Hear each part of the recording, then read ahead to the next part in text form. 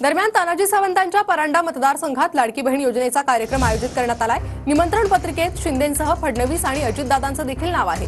तर तानाजी सावंतांच्या राष्ट्रवादीवरील वक्तव्यानंतर अजित पवार कार्यक्रमाला जाणं टाळणार का हे पाहणं महत्त्वाचं असेल। तानाजी सावंतांच्या वक्तव्यानंतर अजित पवार गटात तीव्र नाराजी आहे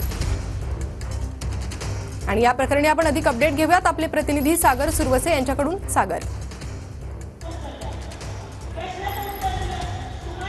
आपण पाहिलं की खरं तर काही दिवसांपूर्वीच आरोग्यमंत्री तानाजी सावंत यांनी राष्ट्रवादी काँग्रेस अजित पवार गटाबाबत एक विधान केलेलं होतं आणि या विधानामध्ये त्यांनी राष्ट्रवादीच्या नेत्यांच्या मांडीला मांडी लावून बसल्यानंतर तिथून बाहेर आल्यानंतर उलटी येते अशा पद्धतीचं एक वादग्रस्त विधान जे आहे ते महायुतीच्या नेता म्हणून केलेलं होतं आणि त्याचाच कुठेतरी परिणाम जो आहे तो राज्यभर पाहायला मिळालेला होता।